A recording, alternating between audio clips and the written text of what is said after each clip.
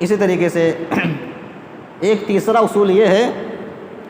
کہ جب اولاد سمجھدار ہو جائے، بولنے لائق ہو جائے، بات چیت کرنے کے لائق ہو جائے، سمجھ بوجھ کے لائق ہو جائے، تو اس کو دین کی باتیں آپ بتائیے، دین کی نصیحت کیجیے، دین کی باتیں اس کے سامنے رکھیے، وعظ و نصیحت کے ذریعے سے اس کو بتائیے، سمجھائیے دین کی باتیں، اللہ رسول کی باتیں۔ ایک نبی گزرے ہیں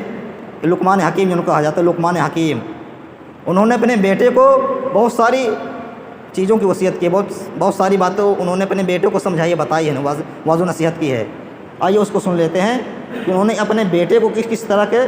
طرح سے نصیحتیں کی تھیں۔ اس کا ذکر آپ کو قرآن مجید کے اندر سورہ لقمان کے اندر ملے گا، سورۃ نمبر 31 اور پارہ نمبر 21۔ پارے کا نام ہے اتلو ما اوحی الیک من الکتاب واقم الصلاۃ۔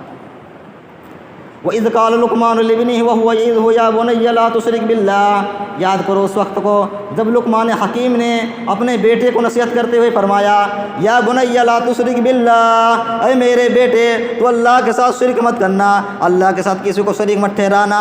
ان الشرک لظلم عظیم، بے شک یہ شرک سب سے بڑا ظلم، سب سے بڑا گناہ ہے۔ اسی طریقے سے اور آگے چلتے ہیں، اور آگے فرمایا،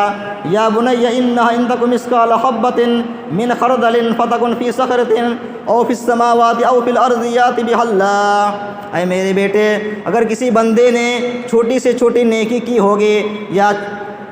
بڑی سے بڑی نیکی کی ہوگی، وہ نیکی چاہے دنیا میں زمین کے اندر ہو یا چٹانوں میں ہو یا آسمان میں ہو، کہیں بھی ہو، اللہ رب العالمین کل قیامت کے دن اس نیکی کو اس بندے کے سامنے اللہ حاضر کرے گا۔ یہ نصیحت کی ہے کہ میرے بیٹے اگر کسی بھی بندے نے کوئی بھی نیکی کی ہو، چھوٹی ہو بڑی ہو، وہ نیکی چاہے زمین کے اندر ہو، چٹان میں ہو، پہاڑ میں ہو، آسمان ہو، جب کل قیامت قائم ہوگی، حساب کتاب ہونے لگے گا، تو اللہ رب العالمین اس نیکی کو بھی اس بندے کے سامنے اللہ حاضر کرے گا۔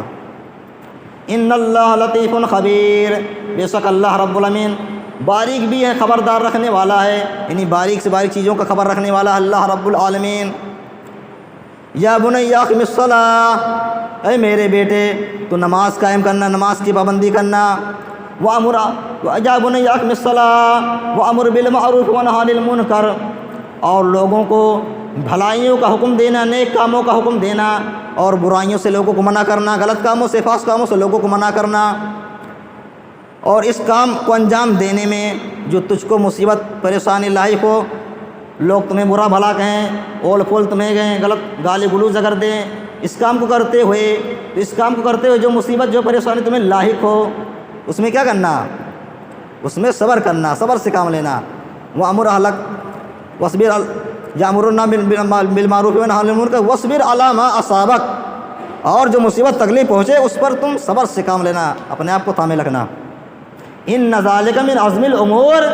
کیونکہ صبر کرنا، اپنے آپ کو قابو میں کر لینا، یہ بہت اہم کام ہے، بہت ہمت کا کام ہے۔ اس کے بعد آگے بیان کیا، وَلَا تُصَعِّرْ خَدَّكَ لِلنَّاسِ وَلَا تَمْشِ فِي الْأَرْضِ مَرْحًا، اور تو لوگوں کے سامنے اپنے گال کو مت پھلانا اور نہ زمین میں اکڑ کر کے چلنا۔ کیوں؟ ان اللہ لا يحب كل مختال فخور، بے شک اللہ رب العالمین کسی فخر کرنے والے کو، کسی غرور گھمنڈ کرنے والے کو پسند نہیں فرماتا ہے۔ اس کے بعد آگے بیان کیا، وَاقْصِدْ فِي مَشْيِكَ وَاغْضُضْ مِنْ صَوْتِكَ، جب تم لوگوں سے بات چیت کرنا تو بات چیت کرتے وقت اپنی آواز کو پست رکھنا، زیادہ زور زور سے مت بولنا، چیخ چیخ کر کے مت بولنا۔ کیوں؟ ان انکر الاصوات لصوت الحمیر، کیونکہ بہت زیادہ تیز آواز گدھوں کی آواز مانی جاتی ہے، اور سب سے بری آواز گدھوں کی آواز ہوتی ہے۔ اس لیے دیکھا بھی جاتا ہے جب ہم اور آپ کہیں بھی چوراہے پر دکان پہ رہتے ہیں، بات چیت کرتے ہیں، اگر ہم کچھ لوگ یا کچھ بچے شور شرابہ کرنے لگ جائیں، ہنگامہ کرنے لگ جاتے ہیں، تو ہم اور آپ کیا کہتے ہیں ان بچوں کو غصے میں، دیکھو ان بچوں کو کیا ہو گیا ہے، یہ بچے گدھوں کی طرح چلا رہے ہیں، چیخ رہے ہیں، چلا رہے ہیں۔ تو لقمان حکیم نے بھی اپنے بیٹے کو اسی بات کی وصیت کی کہ جب تم بات چیت لوگوں سے کرنا تو بات چیت کرتے وقت زیادہ چیخ چیخ کر کے زور زور سے بات مت کرنا، اطمینان سے بات کرنا، درمیانی بات کرنا، کیونکہ سب سے تیز آواز گدھوں کی مانی جاتی ہے اور سب سے بری آواز گدھوں کی ہوتی ہے۔ تو اگر ہم اور آپ اپنے بچوں کو، اپنے بیٹے کو نیک بنانا چاہتے ہیں، صالح بنانا چاہتے ہیں، تو ہمیں تیسرا کام کیا کرنا ہوگا؟ اپنے اولاد کو، اپنے بال بچوں کو نصیحت کرنی ہوگی، دین کی باتیں بتانی ہوں گی۔ جس طریقے سے لقمان حکیم نے اپنے بیٹے کو اس طرح یہ ساری نصیحتیں کی ہے.